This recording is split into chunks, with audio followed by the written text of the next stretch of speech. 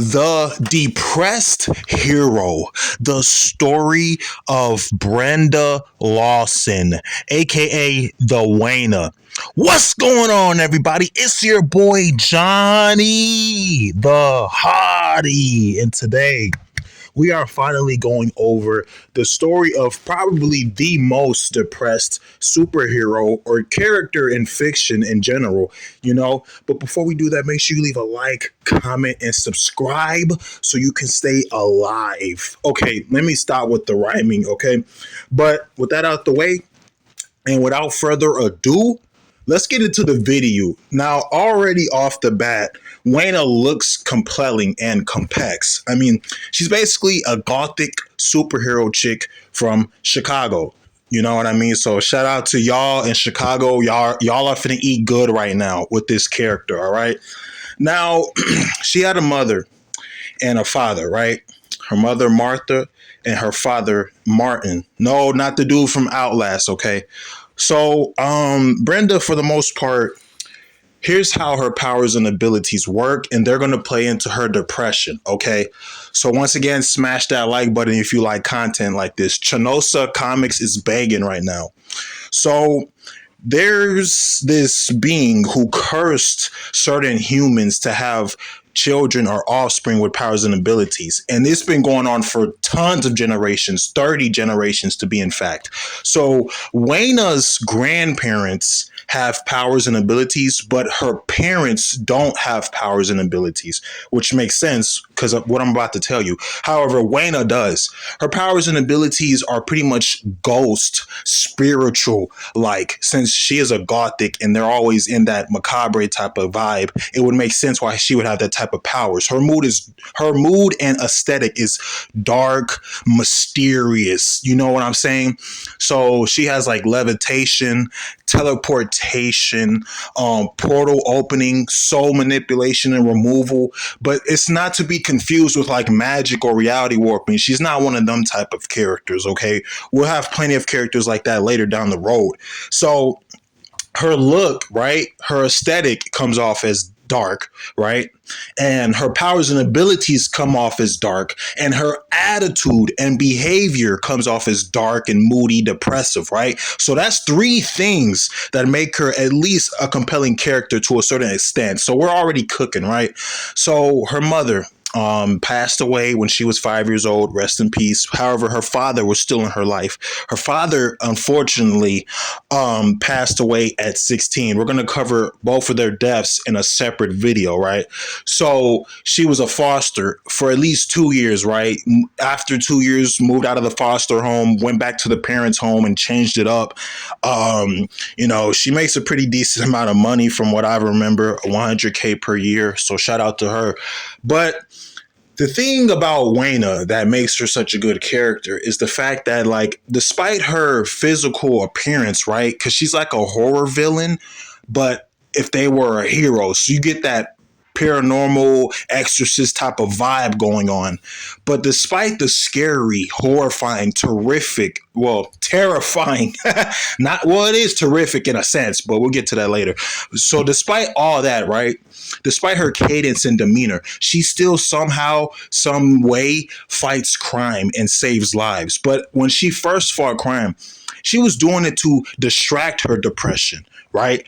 It wasn't necessarily about, oh, I'm going to stop this villain because they're evil, or, oh, I got to save these innocent lives. It was more so for herself, her inner conflict and emotions that she kept wrestling with, like a freaking WWE match. You know, she kept fighting and going back and forth. At first, she was doing it to distract her depression. And whenever she would like put the villain in jail, or the villain would die or get sent to the multiverse, whatever, she would get sad because she knows she has to go back home. And when she goes back home, she has to deal with her depression and anxiety once again, right?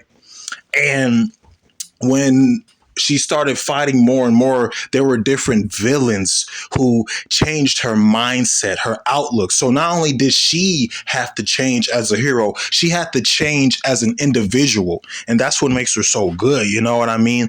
So at first, right, she was fighting to distract her depression, right? Her low self-esteem, right?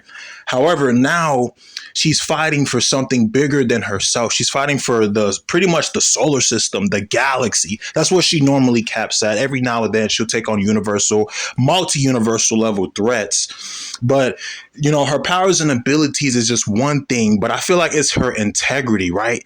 All those personal things that she's going through and keeps going through. She somehow, some way puts that on the back burner and focuses on others, right? I mean, she could literally be bawling her eyeballs out with tears, but let's say there's a news report saying break-in or an alien invasion, a monster takeover. She wipes those tears, put on her costume, flies or teleports there, and does what she has to do. You know what I mean? To me, that speaks levels of respect right there. Just whatever you're going through in your personal life, it for the meantime, can you focus on someone else other than yourself? You know what I mean? That to me is what makes her compelling, right? But I think one of the things that really, really make her compelling is her arch nemesis. Now, I'm going to do a separate video on arch nemesis and villains. Okay. As a matter of fact, I think after this one or the next one, I'm going to do a story on a villain turned hero. You're going to love it. But for right now, let's look at Joa, right? Joah, Joah, right? It's kind of like Noah, but with a J, right? And one of the reasons why so many people love him, and he's one of Wayna's greatest villains, is because he, in a way, is the exact opposite, the theatrical opposite of Wayna. What do I mean by that? Well, you see, Wayna is depressed. Joah is narcissistic. Let me break this down, okay? You see, depression and narcissism are both orders of self-esteem. They're self-esteem disorders. However, depression is low self-esteem. Narcissism is high self-esteem, inflated ego, right? You want to be in the middle. You want to be confident, but not cocky, but not overconfident, but not low on yourself as well. Don't be down. Don't sell yourself short. Okay. So this makes their story so enthralling. The different philosophies and thinking and ways of life clashing with one another. Another thing you have to look at when it comes to Joah, right, is that he, in a way, in a sense, is chaos, right? Wayna, despite whatever she's got going on emotionally, spiritually, right, she still has to order to something herself, right? She still follows this rule, right? Never breaking that rule. Kind of like how Batman has a no-kill rule, right? Well, a lot of heroes have a no-kill rule, but you get what I'm saying. But Joah, for the most part, right, he wants her to join his side, his lifestyle, while she wants him to stop his lifestyle. She doesn't want him to join her side. She doesn't want to wish this depression on anybody, not even her worst enemy. In this instance, Joah, but at the same time, she wants him to look at things from a different light, and he wants her to look at things from a different perspective. Because think about it. If there is no chaos, there is no order, right? Think of it this way. Chaos is the ocean, but order is the shark living in that ocean, right? You get where I'm coming from? So without chaos, who knows? Maybe Wayna wouldn't be the person, wouldn't be the hero that she is today. And without chaos, Joah wouldn't be the villain, the arch nemesis that he is today. Think about it. Remember what I said in the last video with Michael and Shauna? It's the same coin, just a different side. Heads or tails, it doesn't matter. It's the same coin, just on a different playing field, okay? And that's what makes them so good. It's because they bring out the exact opposite of one another, right? Wayna's more dark. She has darker colors, right? And with Joah, he has lighter colors. He has the red or the yellow, right? So it's not just the attitude and behavior. It's the look, the vibe, the aura, the gusto, the feeling, the passion, the emotion, everything it just shines bright like a light, even though that light is surrounded by darkness. She could be in darkness and still be the same. She could be in light and still feel the same. And that's what makes her a good character. Now, to wrap this up, guys, we need to go over what she teaches us. She teaches us that sometimes darkness comes from the most brightest of places. Okay. She looks scary, right? She looks horrifying. But once you get past the scary and horrifying horror movie like stuff, she's pretty much a very sweet and humble, down to earth, compassionate character. Her biggest superpower is not her super strength. It's not her super speed. It's not her regeneration or teleportation or even her intelligence. Her biggest superpower is her biggest weapon, her sympathy, the way she sympathizes with others, because she knows what it's like to feel down but not out, and she uses that to reaches out or branch out and help individuals not go down the same road that she went down. You know what I'm saying? And that's what makes her so good. We could talk about her for hours, man, but I gotta wrap this up. Okay,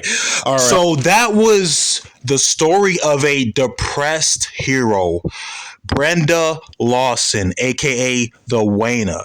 I make sure you leave a like, comment, and subscribe. Tell me what you like about her. What are her favorite moments of yours? And I'll do more videos like this in the future. But until next time, it's been your boy, Johnny the Hottie. And I'm out. Peace. Much love.